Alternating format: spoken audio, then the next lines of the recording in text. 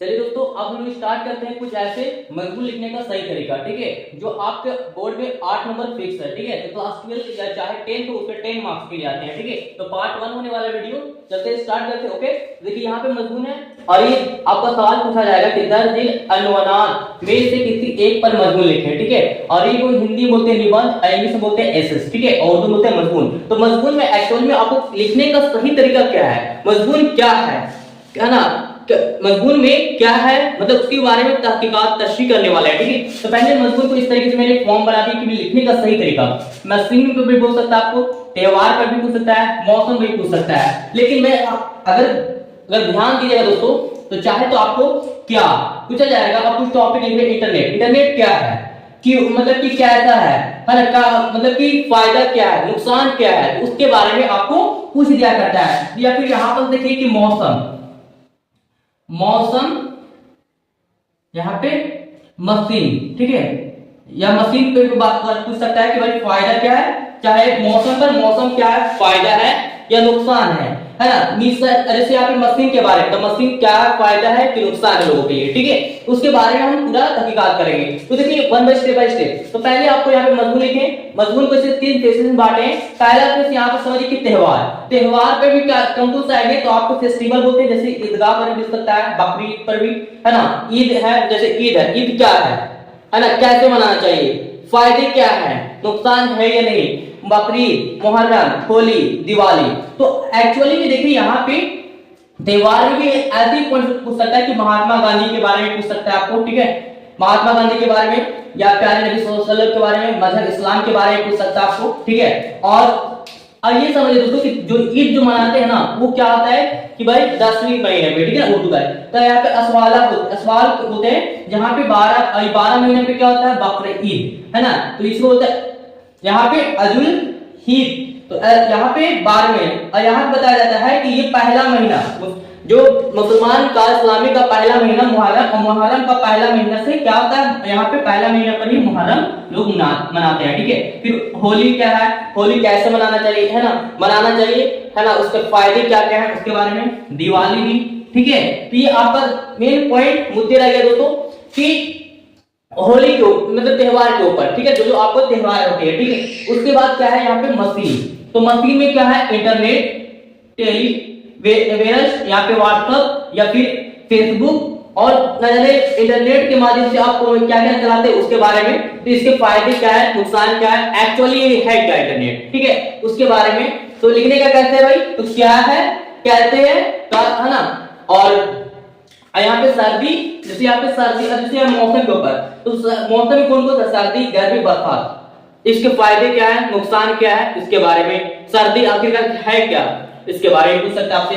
अब मौसम, बीमारी पे, ग्लोबल वार्मिंग पे। ठीक है ना, और इसका मैं एक तस्रीह करने वाला है, पॉइंट पे लिखने वाला हूं, जिससे आपको समझ में आ जाए। ठीक है, तो ये इस तरीके से आपका क्या स्टेप बाय स्टेप, मशीन पर भी जिस तरीके से मशीन है, आपका मशीन यहाँ पे सीजन के ऊपर है, यहाँ पे मौसम में कोई बीमारी, मौसम के हिसाब से आपको बीमारी हो सकती है, तो बीमारी इस मौसम के हिसाब से कौन सा बीमारी आएगी है ना, क्या नुकसानात होंगे आपके साथ, क्या फायदे हैं, क्या फसलों के लिए अच्छे हैं, क्या है उसके ग्लोबल वार्मिंग के लिए भी है ना। ग्लोबल वार्मिंग जानते हैं, कार्बन डाइऑक्साइड जो ग्रीन हाउस में भी कार्बन नाइट्रो होता है, नाइट्रो ओजोन परत होता है, मीथेन गैस होती है।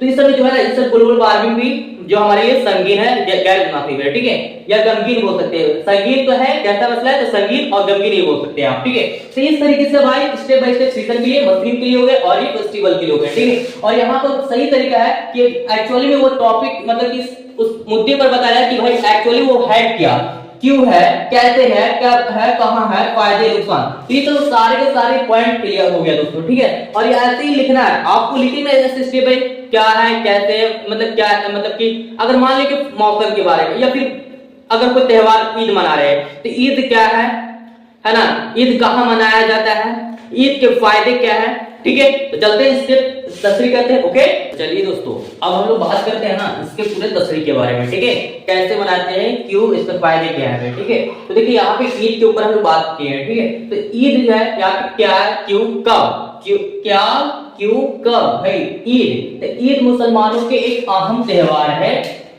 एक अहम त्योहार है। ये क्या है, अहम त्योहारों में से एक है भाई। ठीक है, ये रमजान की 30 रोजा के मुकम्मल होने के खुशी में मनाते हैं। ये इस्लामी तारीख के सवाल महीना पहली तारीख को ये त्योहार मनाया जाता है। 29 या 30, चाहे रमजान 29 का हो चाहे 30 का हो, 29 या 30 रमजान के शाम को जब ईद का चांद नजर आता है तो इसी वक्त से रमजान का महीना खत्म हो जाता है और इसी वक्त से ईद की खुशी की तैयारी शुरू हो जाती है। कहने का मतलब है कि ईद जो है क्या है भाई, क्यों और कब।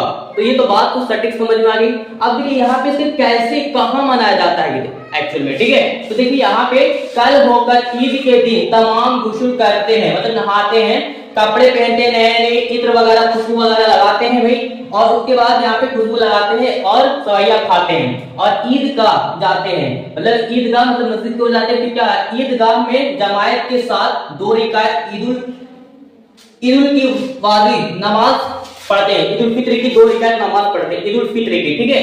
अगर दिक्कत है दोस्तों तो यहाँ पे लिख देता हूँ, देखो ईद उल फित्र की 2